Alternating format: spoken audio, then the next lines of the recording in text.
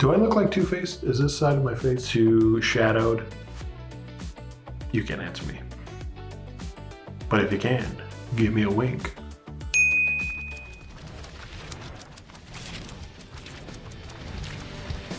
Think about it every night. Don't let this house fall down. The Lord left long ago. All right, it's Friday. I am almost in Syracuse, New York. Got an email yesterday asking if I was open this weekend, and I was, and thank God, because we really need money. I will be featuring at the Syracuse Funny Bone tonight and tomorrow for William Montgomery. I don't know William. I know he's a killtony guy. Looking forward to making some money. I haven't been back to the Syracuse Funny Bone in a long time. He gets a reputation for not being one of the best funny bones, but it's always had a special place in my heart. I work with a couple of really good friends here. Josh Sneed, Andy Woodhall. Got to work with Josh Gondelman here as well. And met him that weekend. He was super nice and one of the funniest guys. So the night before, last night it would be, I just quickly Google Mapped the directions. It said 6.5 hours. And I was like, oh, that's great. And then I realized that it went through Canada. This was very last minute. I didn't have time to clean my car. I'm not 100% sure there's not weed in my car. I did not want to risk getting stopped at the border or in Canada with weed. So I went around, added an hour and a half. I went around the lakes. Now I will get there at 6:35 for a 7 o'clock show. I'm in my just dirtbag driving clothes. I got shorts on, which you can't wear on stage because you can't let them see your knees. What are you, a whore? I gotta get dressed, and it is in a giant mall, so I'm gonna have to park in a mall parking lot. Somehow get dressed in 10 minutes. I haven't showered in a couple of days, so I know I'm gross, I stink, but this is comedy. My phone is almost out of storage, so I gotta make this quick, and also I gotta focus on the last 10 minutes so I don't get pulled over. All right, bye. Are we really having a good time tonight? Are you guys ready for your feature? All right, he's from Detroit. You may have seen him on your Mom's House podcast. Give it up for Mike Cronin!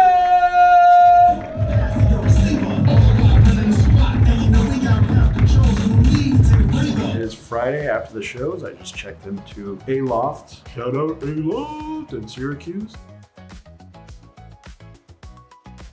2 shows tonight. First show, I got there at 6:35. The club is on the 3rd floor of a huge mall. I luckily found parking right away. Didn't have time to shower, obviously didn't have time to check into the hotel, so I was wearing shorts, got out of my car and realized like, I'm not gonna bring my suitcase up to the 3rd floor just to change into my pants. Said, fuck it. I just opened my car door. Everyone else behind me in the parking lot just saw my underwear and probably my balls. And I just took off my shorts, put on my jeans, got ready as quickly as I could, ran upstairs, got into the club at 6:45, 6:50. Just kind of frantically got my shit together. Barely gave the host an intro to the point that he forgot my name. So he just yelled, Mike, which is pretty funny.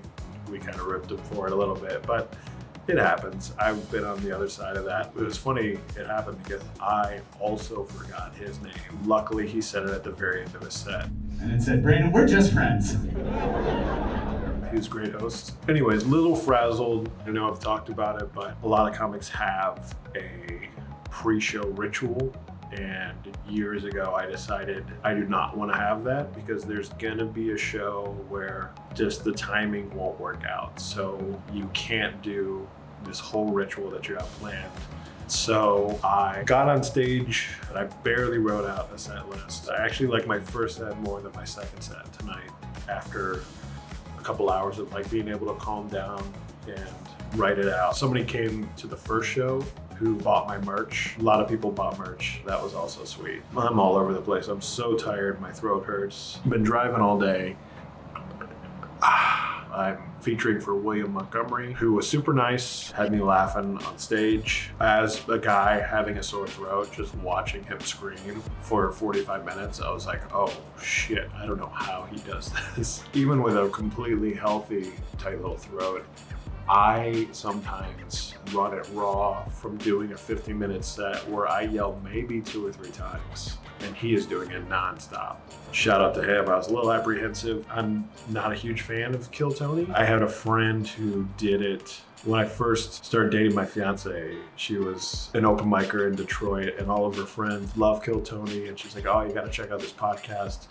So we listened to one episode that a friend was on, and you know, it's an open mic where the guys on the top make money off of the younger comics, and I think that sucks personally, especially when they're doing arenas and getting paid hundreds of thousands of dollars, and all the talent, all the entertainment is from open micers. And just shitting on younger comics, I came up in a scene, everyone was helping each other, super supportive, but the people above us and the class above me were very supportive. They all gave us great notes. However, a way to weed out bad comics or shittier comics is just to be shitty to people hazing for a long time. Then whoever really wants this will stick around, get better, and become friends. And when my class kind of took over the hierarchy of the scene and all those people moved out to New York and LA, we decided we did not want to do that. So we set a new standard for how everyone gets treated in the scene. Being in 2 other scenes now where people don't help out each other, where people are only looking out for themselves for the most part, I see how much better a scene is where everyone's helping each other, because was it rising tide raises all ships? With tags, for instance, a tag is a little joke as a part of one of your jokes. So not the ultimate punchline, but maybe after the punchline to say one more line that gets a laugh is a tag. And I've gotten those from comics that a lot of people shit on in the scene, and they're, you know, some of the best tags that I've used for 15 years. They can really come from anywhere. It could be a guest spot on a show in the middle of nowhere, and after the set, it's like, hey, I thought of this for this joke. It was perfect. I think always being nice helps out in comedy so much. Doesn't matter. Anyways, what I was trying to say is that I was apprehensive because I heard a Kill Tony guy is here. I don't know. I know he has this reputation of being in your face, yelling and stuff, so I was wondering how he'd be, but William was super nice backstage. I sold my merch, sold a lot of it for most of it, so I didn't hang out a lot with him, but from what I saw so far, it was good. I'm gonna rest my hot little throat. I'm gonna go to sleep. Hopefully I feel better tomorrow. Then I'm gonna film myself full of cold medicine, watch college football, do some work on this, and have 2 more shows tomorrow. All right, I love you. We all love you. Do I look like Two-Faced? Is this side of my face too shadowed? You can't answer me. But if you can, give me a wink. Well, it's not like we don't try. It's worth it every single night. Don't let this house fall down. The Lord left long. Whoa! Got a lot of chair bits in hotels.